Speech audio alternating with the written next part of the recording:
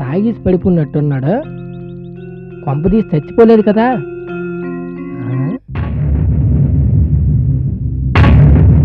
అయ్య బాబోయ్, శవం! నాకేదో అనుమానం ఉందయ్యా.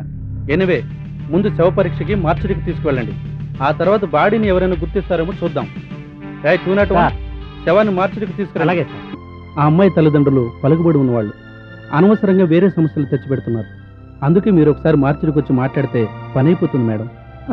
తప్పకుండా వస్తాను.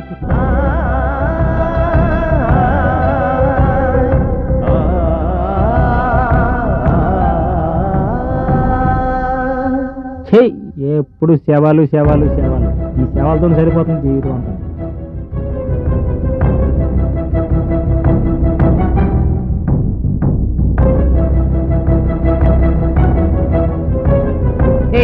ఎవరి దేశం? అనాథ శవం, దిక్కు ముక్కు లేంది. చూస్తారా? రండి చూడండి.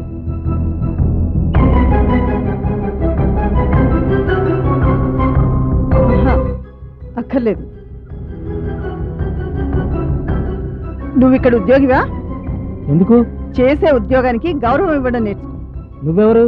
నేనేం చేశానని? నువ్వు చేసే ఉద్యోగం శవాలను రోగులను ఆసుపత్రిలో చేర్చడం, అవునా? అవును. అయితే నీకు తిండి దొరికేది అందువల్లనే కదా. ఇప్పుడేం జరిగిందని అలా మాట్లాడుతున్నారు మేడం? ఏం జరిగిందా? మీరేం చేస్తున్నారో మీకు తెలియడం లేదు. ఆ బీడీలు సిగరెట్లు కాల్చడం ఏంటి, ఆ శవాలను ఎత్తేయడం ఏంటి? బ్రతికున్న వాళ్ళని గౌరవించకపోయినా శవాలకు నమస్కరిస్తాం మనం. అలాంటిది మీరు మీకు తిండి పెట్టే పని మీద కూడా కనీసం నిజాయితీ చూపించడం లేదు. మేడం, ఏమైంది మేడం? ఏం లేదండి, ఇక్కడ బీడీలు సిగరెట్లు కాలుస్తున్నామని మేడం గారు ఊరికే కోపగించుకుంటున్నారు. ఈ అనాథ శవాలు కాపలా తప్పితే మాకు వేరే పని లేదే సార్. అనాథ శవమొత్త కావచ్చేమో కానీ ఏ కన్న తల్లి బిడ్డను ఆ తల్లి ఎంత ప్రేమగా ఎంత అపరూపంగా పెంచిందో మీకేం తెలుసయ్యా? పోనీలే మేడం, తప్పైపోయింది, సారీ. తప్పు చేసిన వాడేం మాట్లాడడం లేదు. నువ్వు క్షమాపణ చెప్తున్నావు. తప్పైపోయింది మేడం. మేడం, మార్చిడికి వెళ్దాం రండి. పదరకు.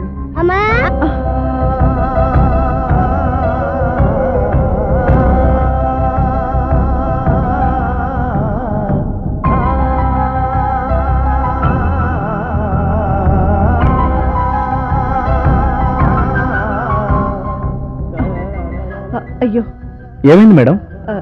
ఏం లేదు రఘు, చీర చినిగిద్ది. ఇది సమీర్ కొనిచ్చిన చీర. సమీర్ వచ్చేస్తున్నాడు కదా మేడం, మారి మంచివాడి ఇలాంటి బోలెడని చీరలు కొనిస్తాడు. నీ మాటే నిజమైతే నీకు పార్టీ. నా నాలుక మీద పుట్టుమచ్చ ఉంది మేడం, నేను చెప్పినవన్నీ జరుగుతాయి.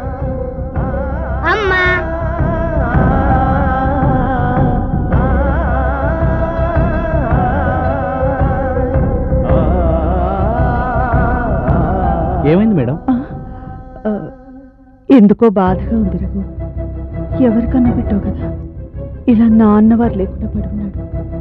తనవారన్న వారెవరూ దగ్గర లేకుండా, కనీసం మంచినీళ్ళు ఇచ్చేవారు కూడా లేకుండా ఎక్కడో చనిపోవడం ఎంత బాధాకరం.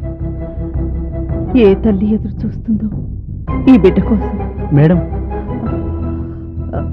సారీ మేడం, మిమ్మల్ని అనవసరంగా మార్చిడికి తీసుకొచ్చాను. వెళ్ళిపోదామా? పర్వాలేదు రఘు, పద, మనం వచ్చిన పని పూర్తి చేసుకున్నాం. పదండి మేడం.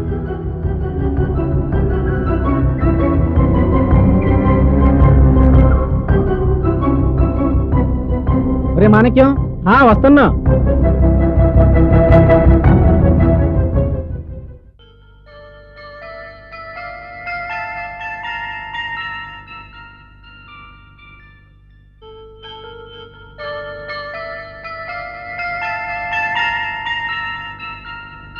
రాజమ్మ కూడా వస్తుందిగా, కొంచెం ఆగరాదు. ఆ మహాతల్లి ఏ రాజకార్యానికి ఊరేగిందో ఏమో, ఎప్పుడొస్తుందో. నేను ఆగలేను తల్లి. ఎప్పుడు తినే పని, తినటం పడుకోవటం. ఎక్కడికైనా వచ్చి తినమంటే భలే బుక్కుతుంది. ఇదే పని, ఇంకొకటి లేదు. తిను తిను, నీ ఇష్టం వచ్చినట్టు మింగు.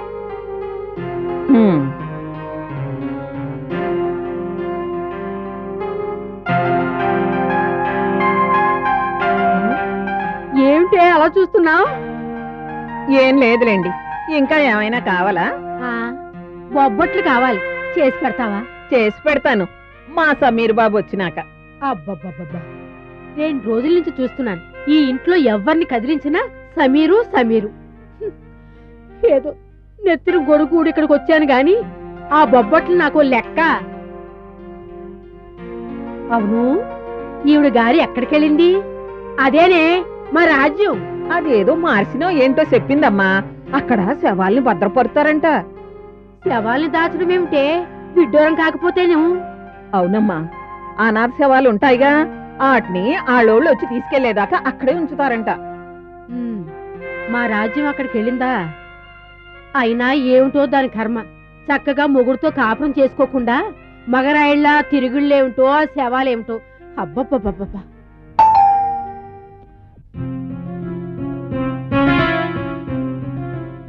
రామ్మ రాజమ్మ. మైసమ్మ, నా కోసం ఎవరైనా ఫోన్ గాని- రాజ్యం, అక్కడే ఆగు, ఏమీ ముట్టుకోవద్దు. ఏం పిన్ని, ఏమైంది? అలా దూరంగా నిలబడు, ఏమీ ముట్టుకోవద్దు. అదే ఏమైంది అని అడుగుతున్నాను. ఇంకా ఆవిడమేమిటే, సోజ్యం కాకపోతేను. ఇదిగో వెళ్ళి తలంటుకురా. ఎందుకు? ఎందుకంటావేమిటే, శవాల గది దగ్గరికి వెళ్ళేవాటుగా. అవును పిన్ని, పనుండి వెళ్ళాను. మరి అలాంటప్పుడు ఏకంగా ఇంట్లోకి వచ్చేయడమేనా? వెళ్ళి శుభ్రంగా తలార స్నానం చేసి ఆ తర్వాత రా. వెళ్ళ. అబ్బా, ఏమిటి పిన్ని, నేను అక్కడ ఏమైనా శవాల్ని ముట్టుకున్నానా? అయినా పోయింది మనవాళ్ళ స్నానం చేయడానికి. అయ్యో అయ్యో, ఏమిటమ్మా ఈ వింత? ఇన్నేళ్ళు వచ్చినా ఇంకా ఆచార వ్యవహారాలు తెలియకపోతే ఎలా? అయినా నువ్వు మొండిగటానివి. నువ్వు వినకపోతే నేనే వెళ్ళి స్నానం చేసేస్తా. పిన్ని వద్దులే, నేనే వెళ్తాను. ఏదో అలసటగా ఉండన్నాను గాని నువ్వు చెప్పింది నిజమే.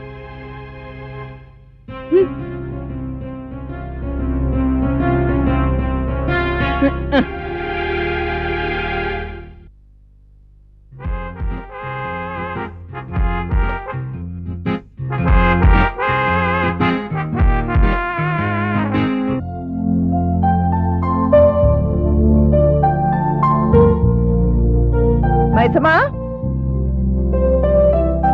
మైసమ్మా. అమ్మా పిలిచావా? భోజనం రెడీగా ఉందా? రెడీగానే ఉందమ్మా. నాకేంటో చాలా ఆకలిగా ఉంది.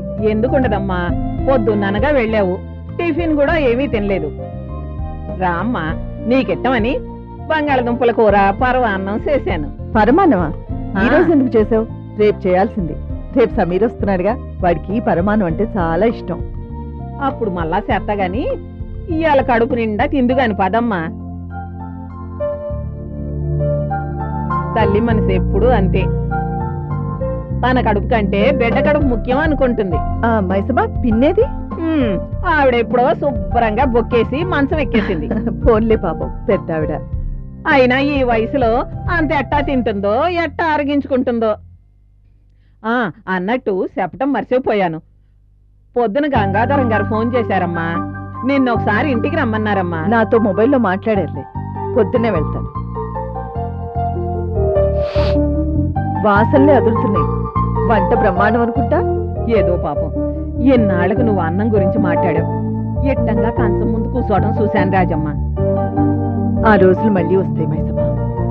సమీర్, నేను, సందీప్ కలిసి భోంచేయడం. సమీర్, సందీప్ గిల్లి కజ్జాలు, అలకలు, నవ్వులతో ఇల్లంతా కళకళలాడుతుంది. ఇక నా తల్లి అంజలి కూడా వస్తే నాకు వేరే ప్రపంచమే అవసరం లేదు. ధనధాన్యాలు, అష్టైశ్వర్యాలు ఏమీ అక్కర్లేదు. నా పిల్లలు చాలు నాకు.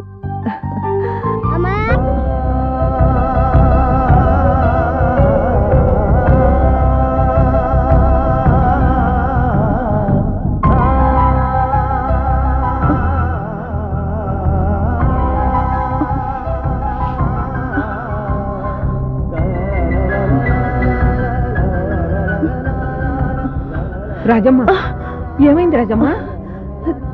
తెలీదు మైసమ్మ, నాకేదోలా ఉంది, చెప్పలేను. ఏదో భయంగా. ఏం లేదమ్మా, ముందు అన్నం తినమ్మా. అన్నం తిను.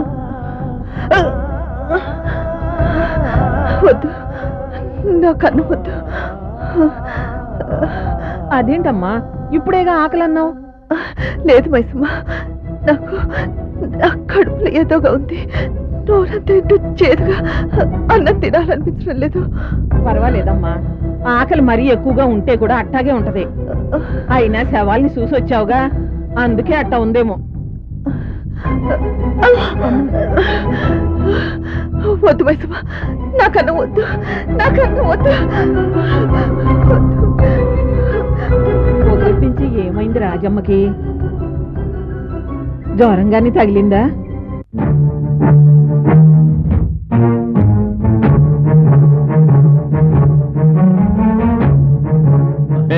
ఆ సమీర్ ఎక్కడ? సమీర్ ఎందుకు? చెప్తాను గాని సమీర్ ఎక్కడ? బయటికి వెళ్ళాడు. అబద్ధం చెప్తున్నావు. సమీర్ చచ్చినట్టు కదా? ఆ విషయం మీకే తెలుసు? అవునా కాదా సూటిగా చెప్పు. అబే నిజమే చెప్తున్నాను. ఊరెళ్ళాడు. ముందు బయటికి వెళ్ళాడని చెప్పావు. బాకీ డబ్బుల కోసం వచ్చావు అనుకుని అలా అన్నాను. కానీ అన్న సమీర్ చనిపోయాడని నీకెలా తెలుసు? మా పోరగాళ్ళు పోలీస్ స్టేషన్కి వెళ్తే అనుకుంటున్నారంట ఊరవతల శవం దొరికిందని, అది సమీర్ గాళ్లాగే ఉందని. అందుకే మా సేటు నన్ను పంపించిండు అది నిజం అబద్ధమో కనుక్కొని రమ్మని. లేదన్నా అలాంటిది ఏమీ లేదు. సమీర్ వైజాగ్ వెళ్ళాడు, వస్తాడు. గట్లయితే వచ్చినాక మా సేటుని కలవమని చెప్పు, వస్తా.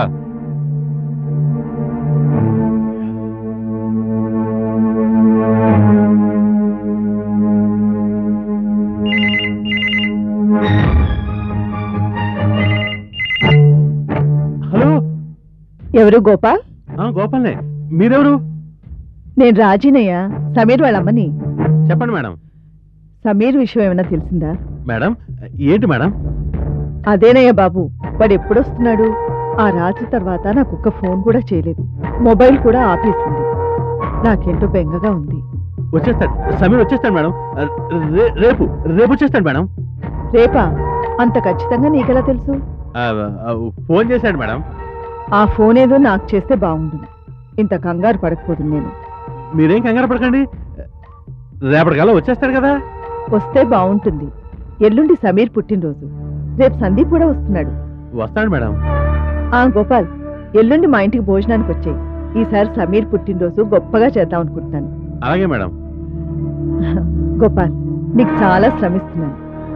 ఉంటాను. అలాగే మేడం.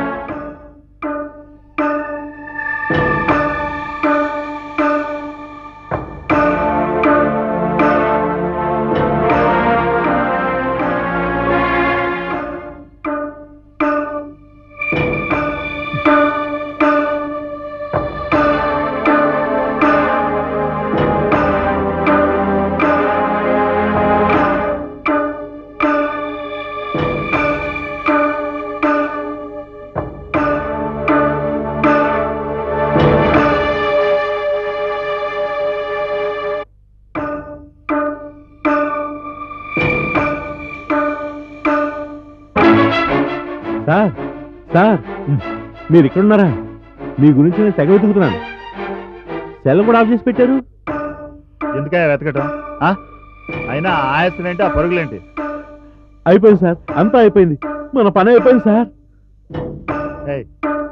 ఊరికి నచ్చబెట్టక అసలు విషయం ఏంటో చెప్పు.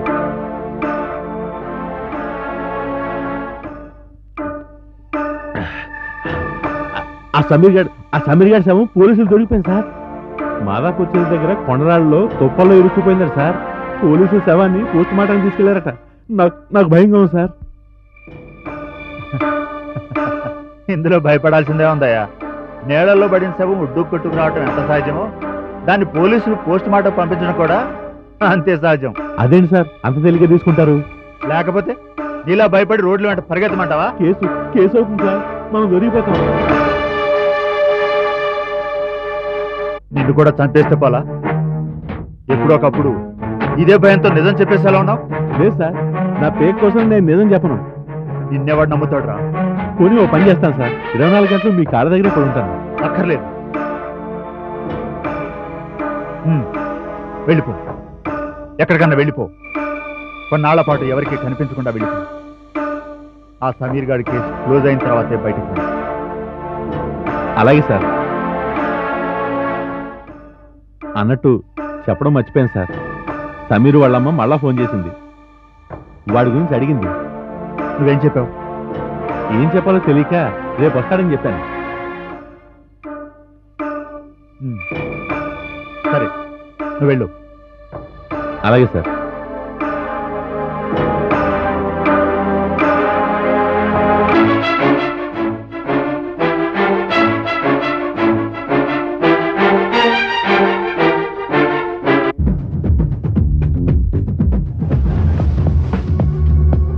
ఈ పాటికి పోలీసులు సమీర్ డెడ్ బాడీని రాజీకి అందజేసి ఉంటారా? ఒకవేళ అదే జరిగితే రాజీకి నా మీద అనుమానం వస్తుందా? ఒకవేళ ఆరా తీస్తే క్రిమినల్ అయ్యారు కదా, పరిశోధన చేసి సమీర్ పతనానికి చావుకి నేనే కారణం తెలుసుకుంటుందేమో. తెలుసుకొని నాకేం భయం లేదు. రవిని రాజీ బారి నుండి తప్పించిన వాడిని నేను తప్పించుకోలేనా? ఈజీగా బయటపడతాను.